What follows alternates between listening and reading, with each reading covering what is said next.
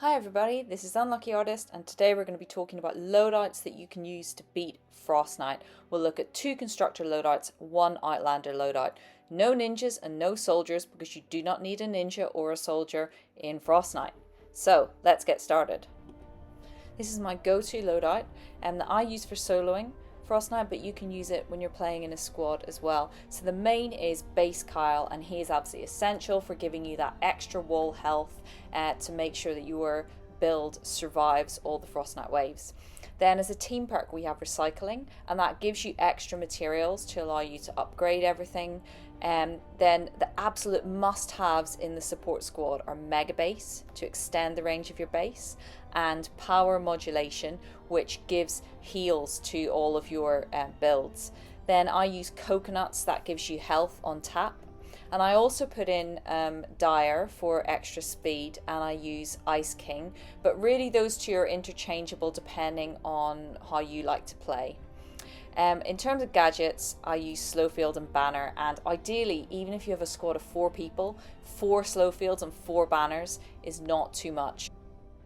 This is my second Constructor loadout, and it's really a supplementary one, so you shouldn't main Mega Base. He doesn't give you enough strength across your base, but he's a really good second Constructor to give your builds much additional base range and heals on all of those ranges when you have power modulation in your support squad.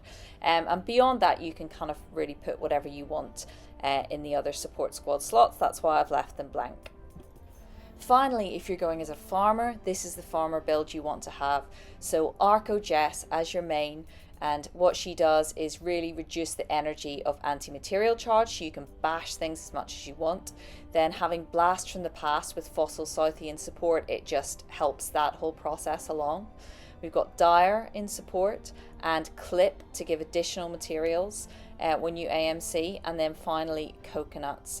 And some people do bring a supply drop in their gadgets instead of Slowfield, but personally I prefer Slowfield, but if you want you can bring supply drop.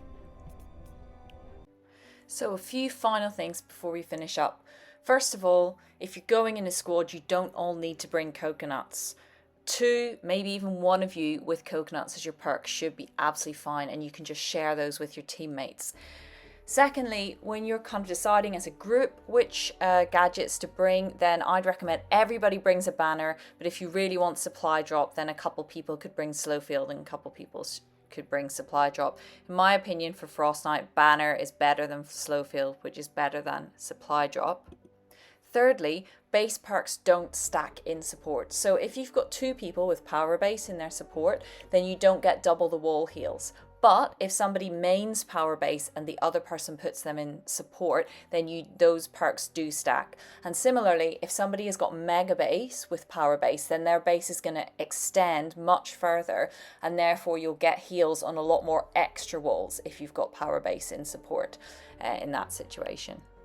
Finally, honourable mention to Ice King. I know lots of people do like playing with Ice King as their main for Frostnite. Personally, I prefer base Kyle, but that's just a personal preference. So if you prefer to main Ice King, go for it.